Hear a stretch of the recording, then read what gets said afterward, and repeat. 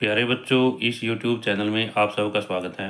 आज का हमारा टॉपिक है गणित कार्य पुस्तिका कक्षा 7 अध्याय 11 परिमाप एवं क्षेत्रफल। इसमें पहला प्रश्न है, नीचे कुछ परिस्थितियां दी गई हैं, इनके लिए हमें परिमाप या क्षेत्रफल में से किसे ज्ञात करना होगा, उसका सही पर निशान लगाओ। इसमें है एक चौकोर पारक के चारों ओर चक्कर लगाने की दूरी।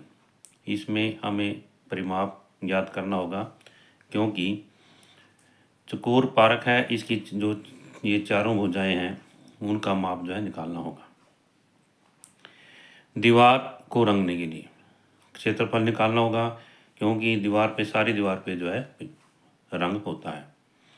खेत के चारों ओर तार बांधने के लिए, इसके लिए भी प्यारे बच्चों हमें परिमाप निकालना होगा। कमरे में टाइल लगाने के लिए, इसके लिए हमें कमरे का क्षेत्रफल निकालना होगा। कक्षा में दरी बिछाने के लिए भी हमें कमरे का क्षेत्रफल जो है कक्ष का जो क्षेत्रफल निकालना होगा। खाली प्लाट की दीवार बनाने के लिए, खाली प्लाट की दीवार जो है चारों तरफ बनाई जाती है, इसलिए हमें इसके परिमाप की आवश्यकता होगी। इसे आगे दूसरा प्रश्न है, नीचे दिए गए चित्रों को जोड़ों को देखो, उन जोड़ों में से जो चित्र अधिक स्थान घेरता है उसे पहचान कर उसके नीचे सही का निशान लगाओ। इसमें यहाँ पर ये दिया गया है प्यारे बच्चों, जैसे ये आकृति है, यहाँ दोनों ये दो आकृति दिखाई गई हैं। यहाँ पर ये आकृति जो है ज़्यादा स्थान घेरती हुई दिखाई दे रही है, तो ये निशान यहाँ पर आएगा। इसके बाद में इसका दूसरा भाग है, यहाँ पर ये आकृति बड़ी है और ये ज़्यादा स्थान घेर रही है, तो इसलिए इस पर सही टिक करेंगे। इसके बाद में आगे स्टार दिखाया गया है, इसमें ये छोटा है, ये बड़ा है, इसने ज़्यादा स्थान घेरा हुआ है, इसलिए इस पर टिक करेंगे। इसके बाद में प्यारे बच्चों, जैसा कि यहाँ पर दिखाया गया है, ये बड़ी है आकृति, ये छोटी है, इसलिए इस पर हम टिक करते हैं।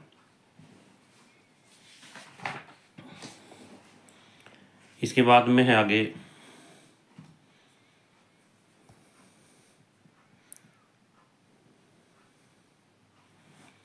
नीचे दिए गए प्रश्न 3 है, नीचे दिए गए प्रत्येक चित्र में बिंदु ए से चलना आरंभ कर केवल बाहरी किनारे पर चलते हुए पुनः ए पर आने के लिए कितनी दूरी तय करनी होगी, इसके बारे में हमने लिखना है। तो यहाँ पर हमें ये आकृति दी गई है, ये जो है आकृति आयताकार है। यहाँ से हम चलते हैं, बिंदु ए से चलते हैं, ए से बी तक 4 सेंटीमीटर, बी से सी तक 3 सेंटीमीटर, सी से डी तक 4 सेंटीमीटर और डी से ए तक 4 सेंटीमीटर। इन सभी दूरियों को हम जोड़ लेते हैं, तो हमें आकृति ए बी सी डी का जो आयत है परिमाप जो हमें ज्ञात हो जाता है। ये जोड़ करके 4 3 7 4 11 3 14 सेंटीमीटर आ जाता है। इसके बाद में प्यारे बच्चों, यहाँ दूसरी आकृति है, ये त्रिभुज दिखाई गई है। इसमें तीनों भुजाओं का माप जो है 5 सेंटीमीटर 5 सेंटीमीटर और 5 सेंटीमीटर दिया गया है। तो यहाँ बिंदु ए से शुरुआत कर वापस बिंदु ए पर आने में, जैसे यहाँ पर 5 सेंटीमीटर जोड़ेंगे हम, फिर आगे फिर 5 सेंटीमीटर और फिर 5 सेंटीमीटर, तीनों को जोड़ेंगे, ऐसे चल करके फिर यहाँ वापस पहुँच जाते हैं, तो ये 15 सेंटीमीटर आ जाता है। तो त्रिभुज ए बी सी का परिमाप होगा 15 सेंटीमीटर। इसके बाद में आगे है तीसरी आकृति है। यहाँ पर ये प्यारे बच्चों पंचभुज दिखाई गई है और इसकी प्रत्येक भुजा जो है, जैसे यहाँ से हमें 3 सेंटीमीटर है, यहाँ भी 3 सेंटीमीटर है, तो प्रत्येक भुजा जो है 3 सेंटीमीटर के बराबर है। प्यारे बच्चों पंचभुज में 5 भुजाएं होती हैं, और जैसे यहाँ से ए से बी तक, बी से सी तक, सी से डी तक, डी से ई तक और ई से वापस ए तक जब हम पहुँचते हैं, तो प्रत्येक भुजा जो है 3 सेंटीमीटर 3 सेंटीमीटर 3 सेंटीमीटर 3 सेंटीमीटर और 3 सेंटीमीटर, इस प्रकार हम में जोड़ लेते हैं और हमें 15 सेंटीमीटर प्राप्त होता है। इस तरह से प्यारे बच्चों पंचभुज A B C D E का परिमाप जो है हमें कितना आता है, हमारा 15 सेंटीमीटर आता है। इसके बाद में ये आकृति दिखाई गई है यहाँ पर, और इस आकृति का के अंदर जो है परिमाप जो है यहाँ पर दिखाया गया है। तो यहाँ पर हम देखते हैं कि हम ए से शुरू करते हैं, ए बिंदु से शुरू कर वापस बिंदु ए पर आने पर जो इसके द्वारा तय की गई दूरी 28.5 सेंटीमीटर आती है। तो इसको 3 सेंटीमीटर +4 दोबारा से ए से बी तक 3 सेंटीमीटर है यहाँ पर दिया गया है, और बी से सी तक जो है ये 2 सेंटीमीटर ले लिया है हमने, यहाँ 2 सेंटीमीटर है, और सी से डी तक 4 सेंटीमीटर है। इस तरह से 4 सेंटीमीटर 4 सेंटीमीटर 4 सेंटीमीटर है। आगे प्यारे बच्चों फिर ये 2 सेंटीमीटर यहाँ पर आ जाता है, और ये 3 सेंटीमीटर 2.5 सेंटीमीटर, इन सभी का जोड़ जो है 28.5 सेंटीमीटर हमें प्राप्त होता है। इस प्रकार आकृति ABCDEFGH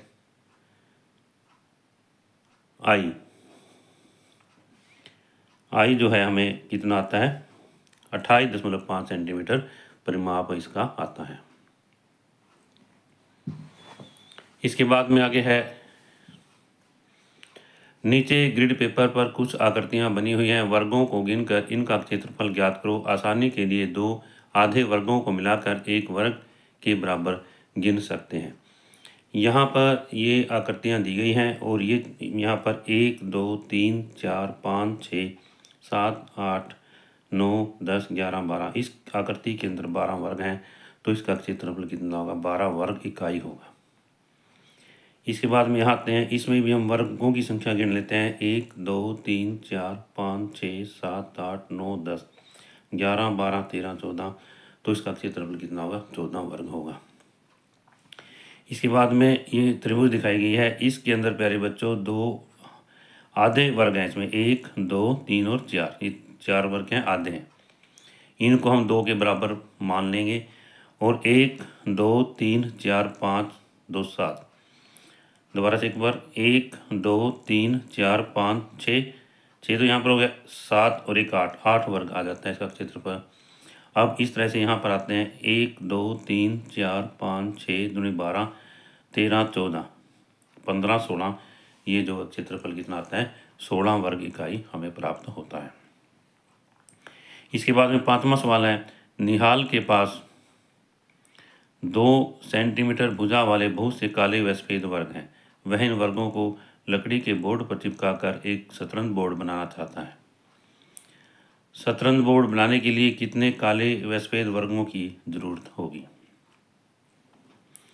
तो यहाँ पर हम देखते हैं, शतरंज बोर्ड बनाने के लिए कितने काले व सफेद वर्गों की जरूरत होगी। इसमें काले वर्ग 64, ये चित्र दिया गया है यहाँ पर, इसमें यहाँ पर गिन सकते हैं कि कितने काले वर्ग हैं और कितने वर्ग सफेद वर्ग हैं। तो इसमें काले वर्गों की संख्या 32 है, और सफेद वर्गों की संख्या कितनी है भी 32 है। इन वर्गों से शतरंज बोर्ड बनाने के लिए कितने बड़े लकड़ी के बोर्ड की जरूरत होगी। इसके लिए हमें इस बोर्ड का क्षेत्रफल निकाल लेंगे। इसमें यहाँ पर एक जो है 2 सेंटीमीटर जो है भुजा है इसकी, तो यहाँ पर 8 हो जाते हैं, तो यहाँ से ले यहाँ तक भुजा कितनी हो जाती है 16 सेंटीमीटर हो जाती है। और बोर्ड का क्षेत्रफल क्या होगा प्यारे बच्चों, ये वर्गाकार है, वर्ग का क्षेत्रफल 16 गुणा 16 भुजा गुणा भुजा के बराबर होता है, तो यहाँ पर 16 को 16 से गुणा करते हैं तो 256 सेंटीमीटर स्क्वायर आ जाता है। इसके बाद में है, यदि निहाल इस शतरंज बोर्ड के चारों ओर 3 सेंटीमीटर चौड़ा फ्रेम भी लगा दे तो वह शतरंज बोर्ड कितनी जगह घेरेगा। जैसा कि हम यहाँ पर देखते हैं, ये 3 सेंटीमीटर चौड़ा फ्रेम जो है यहाँ लगा दिया जाता है, तो इधर से यहाँ से हम मान लीजिए इस भुजा को लेते हैं, तो ये भुजा यहाँ से 3 सेंटीमीटर इधर हो जाती है, और यहाँ भी 3 सेंटीमीटर बढ़ जाती है। तो इस तरह से जो बोर्ड है उसकी भुजा कितनी होगी 16 में 3 सेंटीमीटर इधर से जोड़ते हैं, 3 सेंटीमीटर इधर से जोड़ते हैं, तो 16 + 3 + 3 22 सेंटीमीटर आ जाती है। तो इस प्रकार जो बोर्ड है वर्गाकार बनेगा, और बोर्ड जो है जितनी जगह घेरेगा तो 22 गुणा 22 क्या है, बोर्ड क्या है कितनी जगह घेरेगा 22 गुणा 22 484 सेंटीमीटर स्क्वायर आ जाता है।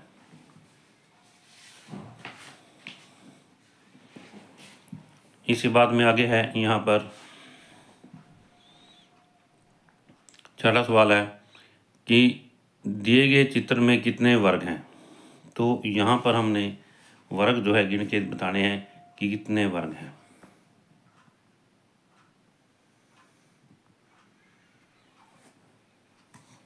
तो प्यारे बच्चों जैसा कि यहाँ पर देखते हैं 1 2 यहाँ तक इस जगह के अंदर जो है 1 और 2 वर्ग आ जाते हैं।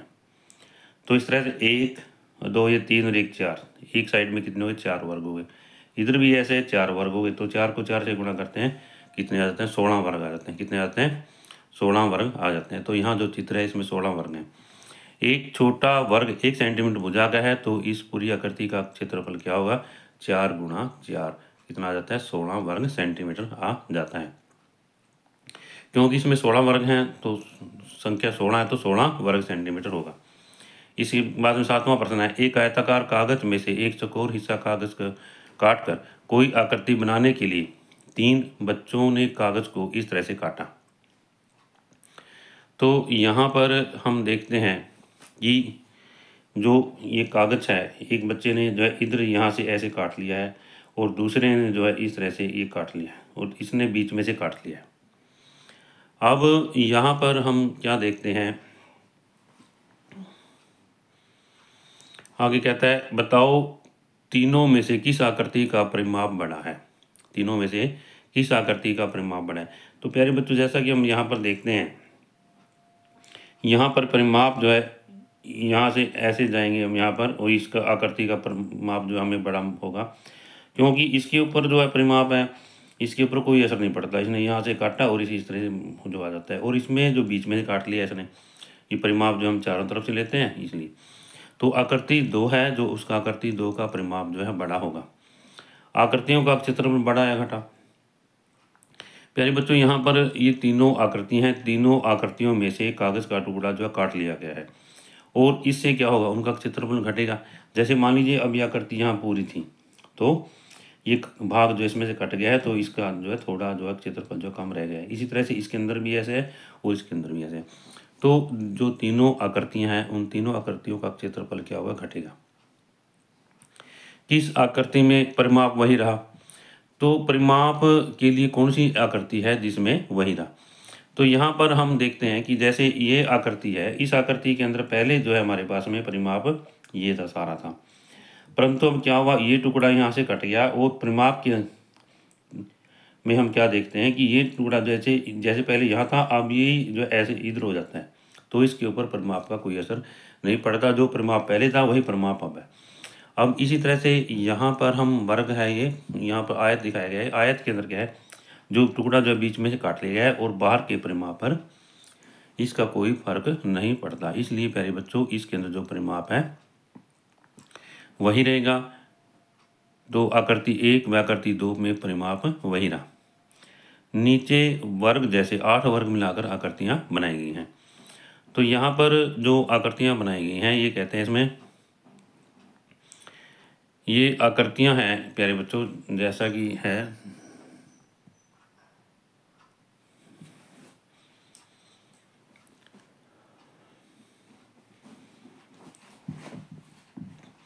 तो अधिकतम आकृति वाली, अधिकतम क्षेत्रफल वाली आकृति।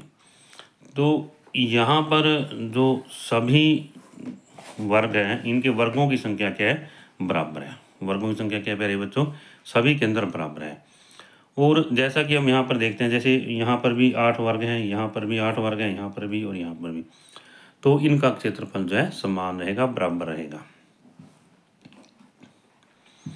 अगला है दूसरा भाग है इसमें आकृति जिसका परिमाप सबसे कम है। तो इसमें जो परिमाप के बारे में हम देखते हैं तो यहाँ पर मान लीजिए यहाँ से चलते हैं तो इसके अंदर परिमाप हम गिनते हैं 1 2 3 4 5 6 7 8 9 10 11 12 13 14 15 16 17 18 19 20 21 22 23 24। तो इस तरह से इसका परिमाप इतना आ जाता है। अब ये आकृति है 1 2 3 4 5 6 7 8 9 10 11 12 13 14 प्यारे बच्चों इतना आता है।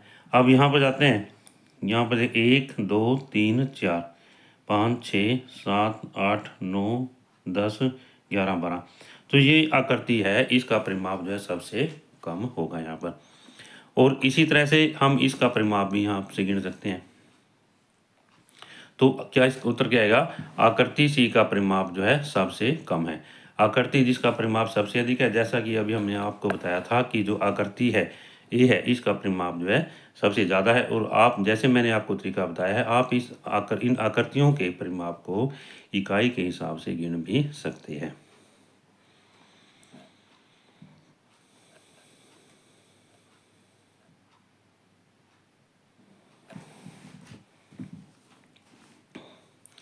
इसके बाद में है, क्या परिमाप के बढ़ जाने पर क्षेत्रफल बढ़ेगा? इसमें यह कोई ज़रूरी नहीं है कि वो संख्या उसका क्षेत्रफल बढ़े, ऐसा ज़रूरी नहीं है। दिए गए ग्रिड पर 16 सेंटीमीटर परिमाप की तुम जितनी चाहें उतनी आकृतियाँ बनाओ। उदाहरण के तौर पर एक आयत बनाया गया है। यहाँ पर ये आयत बनाया गया है और इसके अंदर इसकी भुजा 4 सेंटीमीटर है, ये 3 सेंटीमीटर है। हमने परिमाप कितना होना चाहिए? 16 सेंटीमीटर होना चाहिए। अब अगला जो है हमने यहाँ पर बनाया है, यहाँ से लेके, जैसे यहाँ से लेके यहाँ तक ये 6 सेंटीमीटर है। ये 6 इकाई कह सकते हैं, हम इसको सेंटीमीटर भी नहीं कह सकते जैसे, परंतु यहाँ सेंटीमीटर दिया हुआ है, यहाँ भी सेंटीमीटर दिया हुआ है, तो हम यहाँ पर सेंटीमीटर ही कहेंगे इसको। ये 6 सेंटीमीटर है, यहाँ पर कितने 2 सेंटीमीटर है। अब यहाँ पर जैसे प्यारे बच्चे यहाँ देखते हैं, यहाँ तक है, ये यहाँ से यहाँ तक है, तो परिमाप कितना हो गया? 6, 2, 8 और 8 कितने? 16 सेंटीमीटर हो गया। अब इसी तरह से एक अन्य जो है यहाँ पर दिखाया गया है, यहाँ पर जो है ये कितने हैं? 4 सेंटीमीटर। ये जो 4 सेंटीमीटर यहाँ पर 4 सेंटीमीटर के लिए क्या है? 1, 2, 3, ये रेखाएं कितने हमारे पास है? इधर से दिखाया गया है, ये देखो यहाँ पर ऐसे, ये 4 सेंटीमीटर है। 1, 2, 3 और 4, यहाँ पर 1, 2, 3 और 4, ये कितना बना जाता है? परिमाप इसका बना जाता है 16 सेंटीमीटर। अब ये हमने क्या लिया? 7 सेंटीमीटर तो इधर ले लिया, 1 इधर ले लिया, 7 1 8, 8 दूनी 16, 16 सेंटीमीटर परिमाप की आयत बन जाती है। अब प्रत्येक आकृति का क्षेत्रफल पता करो और उसे दी गई सारणी में लिखो। उदाहरण में बने हुए आयत का क्षेत्रफल 15 वर्ग सेंटीमीटर है। तो अब यहाँ पर मान लीजिए, तो 15 वर्ग सेंटीमीटर है। पहली आकृति है, लंबाई 5 है, चौड़ाई 3 है, परिमाप 16 सेंटीमीटर है, इसका क्षेत्रफल 15 वर्ग सेंटीमीटर है। अब दूसरी आकृति है, यहाँ पर हमें दिखाया गया, जैसे ये आकृति है, यहाँ पर है बी भाग है इसका, तो लंबाई 8 है, चौड़ाई इसकी कितनी है? 2 है, तो कितना आ जाता है? 12 वर्ग सेंटीमीटर क्षेत्रफल आ जाता है, और 16 सेंटीमीटर क्या है? इसका परिमाप आता है। अब फिर अगला है, इसके बाद में यहाँ पर ये दिखाया गया है 4 और 4 है, यहाँ पर इसका क्षेत्रफल 16 सेंटीमीटर हो गया और परिमाप 16 सेंटीमीटर है, क्षेत्रफल 16 वर्ग सेंटीमीटर। अब इसी तरह से आकृति यहाँ पर जो है आयत दिखाई गई, यहाँ पर 7 सेंटीमीटर और 1 सेंटीमीटर है, तो लंबाई 7 सेंटीमीटर है, इसकी चौड़ाई 1 सेंटीमीटर है, परिमाप 16 हो गया यहाँ पर, और क्षेत्रफल कितना हो गया? 7 वर्ग सेंटीमीटर आ जाता है। जिस आकृति का क्षेत्रफल सबसे कम है, इसकी दोनों भुजाओं का माप क्या है? तो यहाँ पर हम देखते हैं क्षेत्रफल प्यारे बच्चों, ये आकृति 15 है, ये 12 है, 16 है, 7 है। इस आकृति का क्षेत्रफल सबसे कम है, तो उसका परिमाप क्या है? उसकी दोनों भुजाओं का माप क्या है? तो यहाँ पर लंबाई 7 सेंटीमीटर है, चौड़ाई कितनी? 1 सेंटीमीटर है, और क्षेत्रफल कितना है? 7 वर्ग सेंटीमीटर हो गया। जिस आयत का क्षेत्रफल सबसे अधिक है, उन दोनों भुजाओं का माप क्या है? तो यहाँ पर हम देखते हैं, जैसा कि हमने यहाँ सबसे ऊपर देखा था कि ये भुजा है, ये 4 सेंटीमीटर है, ये भी 4 सेंटीमीटर है, इसका क्षेत्रफल कितना है? 16 वर्ग सेंटीमीटर आ जाता है, और इसकी भुजाओं का माप क्या है? 4 सेंटीमीटर और 4 सेंटीमीटर है। इस तरह से हम प्यारे बच्चों इस सारणी को भर लेते हैं और आगे बढ़ते हैं। आगे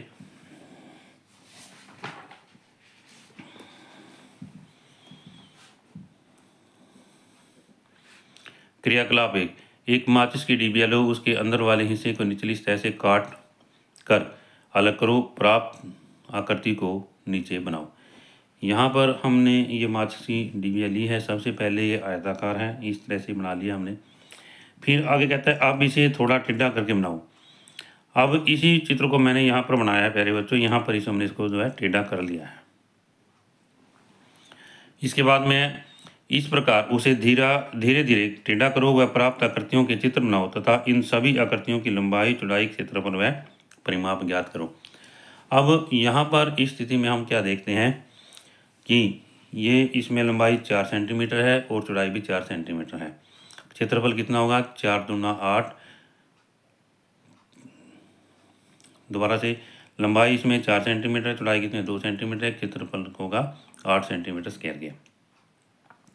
अब परिमाप इसका कितना होगा? 4 प्लस 2 6 हो गया, और 6 कितना हो गया? 12 हो गया। 12 सेंटीमीटर कितना हो गया प्यारे बच्चों? यहाँ पर 12 सेंटीमीटर हो गया। अब यहाँ पर इसकी आकृति, यहाँ पर 4 सेंटीमीटर लिख देते हैं हम। यहाँ पर ये कितना लिखते हैं? 2 सेंटीमीटर हमने लिख लिया। अब ये आकृति भी है। इस आकृति के अंदर जो माचिस थी, हमने इसको टेढ़ा किया है यहाँ पर, और ये जो है इस तरह से एक समानांतर चतुर्भुज का रूप धारण कर लेती है। अब जैसा कि हम समानांतर चतुर्भुज के अंदर देखते हैं, ये इसकी भुजा 2 सेंटीमीटर है। ये यहाँ से लेकर के इसकी जो ऊंचाई है समानांतर चतुर्भुज की 1.5 सेंटीमीटर है।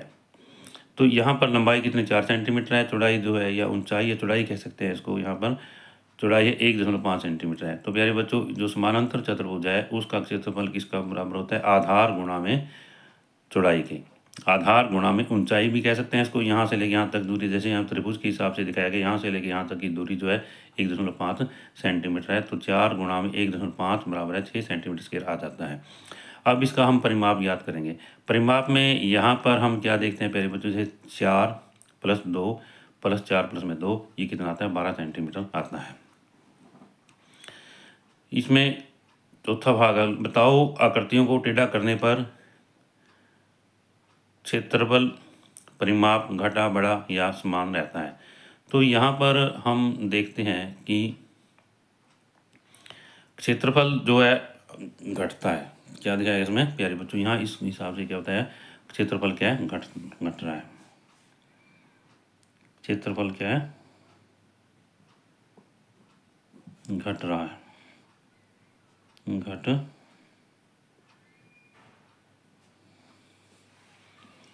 रहा है। और परिमाप क्या है? समान रहता है। परिमाप समान रहता है।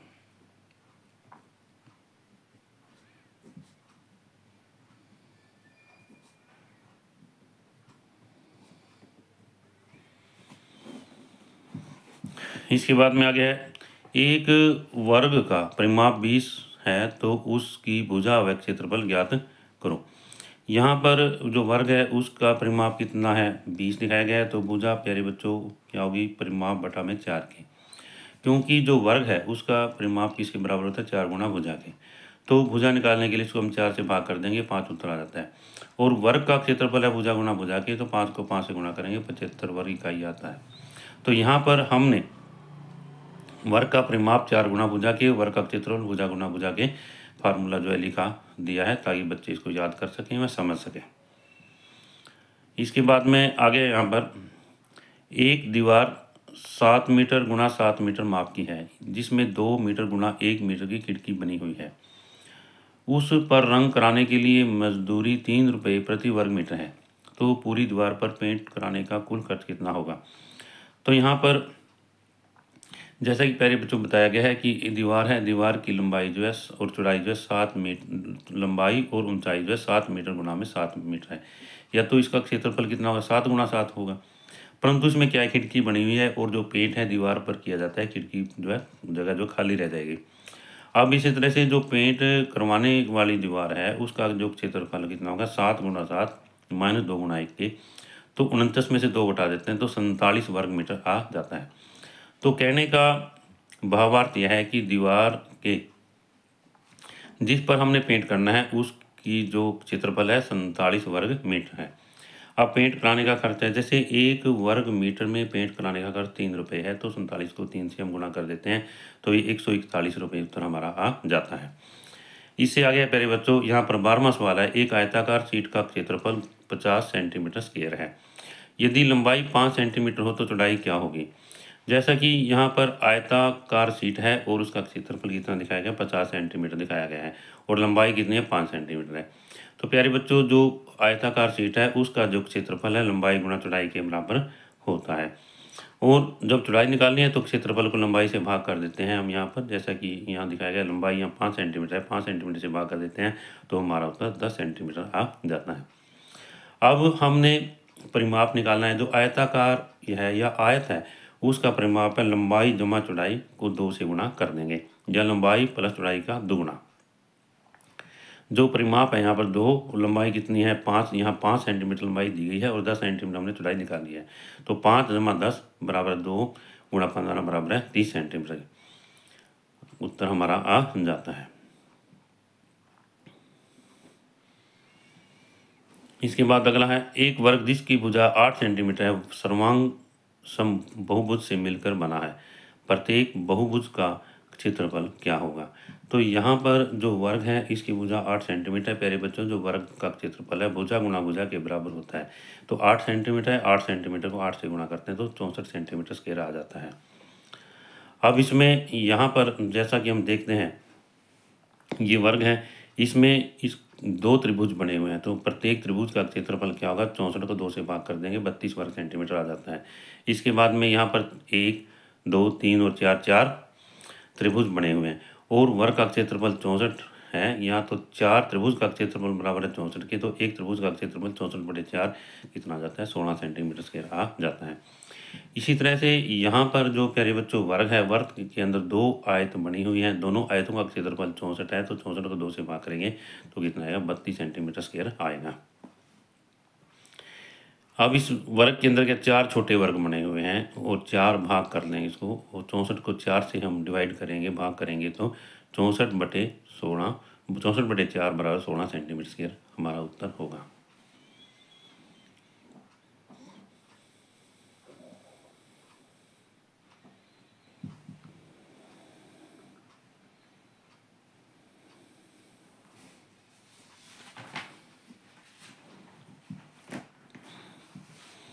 इसके बाद में आगे है, प्रत्येक भाग का क्षेत्रफल हमें ज्ञात करना है। जैसा कि हम यहाँ पर जो है इसके 2 भाग हो जाते हैं, ये दोनों बराबर हैं और वर्ग के क्षेत्रफल को 24 को हम 2 से भाग करेंगे 32 सेंटीमीटर स्क्वायर होगा। अब आगे इसमें वर्ग के अंदर 6 आयतें बनाई गई हैं। इन 6 आयतों को प्रत्येक आयत का क्षेत्रफल ज्ञात करने के लिए जो है 64 को हम 6 से भाग कर देंगे, 64 को 6 से भाग कर देंगे तो यहाँ पर 32/3 जो है वर्ग सेंटीमीटर स्क्वायर या सेंटीमीटर स्क्वायर आ जाता है। अब इसी तरह से प्यारे बच्चों आगे इसको हम इसने डिवाइड किया गया यहाँ पर, जैसे ये वर्ग है इसके अंदर क्या है, ये त्रिभुज बनाई गई हैं। क्या बनाई हैं, त्रिभुज बनाई गई हैं और ये त्रिभुजें जो है सभी आपस में सर्वांग सम है या बराबर है, इनका क्षेत्रफल सभी का बराबर है। तो इनकी संख्या कितनी है, 1 2 3 4, तो इसमें 8 त्रिभुज बन जाती हैं। कितनी बन जाती हैं, 8 त्रिभुज बन जाती हैं। तो एक त्रिभुज का क्षेत्रफल क्या निकालेंगे, एक त्रिभुज का क्षेत्रफल यानी 8 त्रिभुज का क्षेत्रफल कितना आया, 64 के सेंटीमीटर स्क्वायर। तो एक त्रिभुज का क्षेत्रफल कितना होगा, 64 को हम 8 से भाग करेंगे 8 सेंटीमीटर स्क्वायर, कितना आ जाता है, 8 सेंटीमीटर स्क्वायर आ जाता है। इसके बाद में यहाँ पर ये 15वां प्रश्न है, नीचे बने समानांतर चतुर्भुज को आयत में बदलने के लिए कौन सा हिस्सा काटना पड़ेगा, उसे बिंदु रेखा से दिखाओ। अब यहाँ पर ये क्या है, समानांतर चतुर्भुज है, हम इसको आयत बनाना चाहते हैं। तो आयत बनाने के लिए हम ये हिस्सा जो है प्यारे बच्चों यहाँ से काटना पड़ेगा। हमने इसको इस द्वारा जो है इस चित्र के द्वारा यहाँ पर दिखाया है। ये यहाँ पर डॉटेड है, ये कच्चा चित्र है हमारे पास में और पेंसिल के साथ में बनाया हमने यहाँ पर। फिर जब हम इस काटा हुआ जो भाग है इसको जब हम आयत में बदलना चाहते हैं तो इसी भाग को हम इस तरफ यहाँ से इधर जो है जोड़ देते हैं। तो इस प्रकार ABCE ये हमें एक आयत प्राप्त होती है।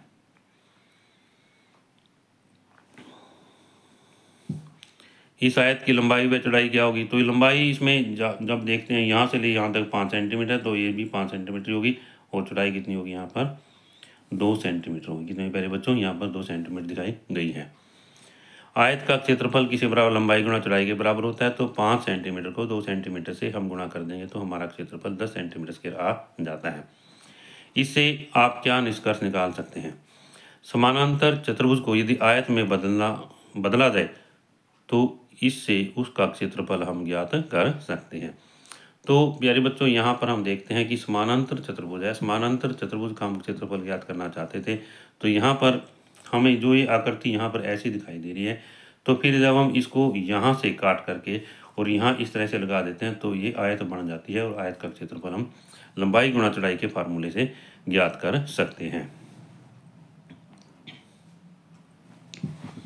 इसके बाद में आगे है यहाँ पर, यह क्या आयत की लंबाई व चौड़ाई का समानांतर चतुर्भुज के आधार व ऊंचाई से कोई संबंध है? हाँ, आयत की लंबाई समानांतर चतुर्भुज का आधार गुणा में चौड़ाई व ऊंचाई होती है। यह प्यारे बच्चों चौड़ाई या ऊंचाई, दोबारा से एक बार, हाँ, आयत की लंबाई समानांतर चतुर्भुज का आधार व चौड़ाई या समानांतर चतुर्भुज की ऊंचाई होती है। तो यहाँ पर दोबारा से एक बार, आयत की लंबाई समानांतर चतुर्भुज का आधार व चौड़ाई या चौड़ाई को प्यारे बच्चों कह सकते हैं समानांतर चतुर्भुज की ऊंचाई भी कह सकते हैं इसको हम। तो इस प्रकार समानांतर चतुर्भुज का क्षेत्रफल क्या है? आधार गुणा में ऊंचाई के। क्या हुआ? आधार गुणा ऊंचाई के। इससे अगला है, किसी समानांतर चतुर्भुज को दो बराबर भागों में इस प्रकार काटें कि बनने वाले भाग त्रिभुजाकार हों। अब हमारे पास में ये समानांतर चतुर्भुज थी, हमने इसके दो हिस्से कर दिए। यहाँ पर ये दोनों बराबर होंगे, क्षेत्रफल में भी बराबर होंगे, तो इस प्रकार दो भाग हमें प्राप्त होते हैं। तो समानांतर चतुर्भुज का क्षेत्रफल किसके बराबर था प्यारे बच्चों? दो त्रिभुजों के क्षेत्रफल के बराबर आ जाता है। तो यदि यहाँ पर हम देखते हैं समानांतर चतुर्भुज का क्षेत्रफल है आधार गुणा ऊंचाई के। यदि हमें एक त्रिभुज का क्षेत्रफल निकालना हो तो क्या सूत्र बनेगा? तो त्रिभुज का क्षेत्रफल क्या है? जैसे यहाँ पर दो त्रिभुज हैं, एक त्रिभुज के क्षेत्रफल में हम इसको क्षेत्रफल को 2 से भाग कर देंगे, आधार गुणा ऊंचाई बटा 2 के। जो त्रिभुज का क्षेत्रफल किसके बराबर है? समानांतर चतुर्भुज का क्षेत्रफल बटा में 2 के, या 1 आधार गुणा ऊंचाई बटे 2 के, या 1/2 गुणा आधार गुणा ऊंचाई के। प्यारे बच्चों, इस वीडियो के अंदर हमने 1 से 15 प्रश्न हल किए हैं और शेष जो प्रश्न है हम इससे अगली दूसरी वीडियो में हल करेंगे, क्योंकि वीडियो जो काफ़ी लंबी हो जाएगी, इसलिए हमने इस अध्याय के 2 भाग किए हैं। प्यारे बच्चों, यदि यह वीडियो आपको अच्छी लगे तो आप इस वीडियो को लाइक करना, और जिन बच्चों ने इस YouTube चैनल को अभी तक सब्सक्राइब नहीं किया है वो इस YouTube चैनल को सब्सक्राइब करें, ताकि आपको कार्यपुस्तिका कक्षा 6 से कक्षा 10 तक, साइंस फुल चैप्टर नोट्स कक्षा 6 से कक्षा 10 तक व गणित की वीडियो मिलती रहे।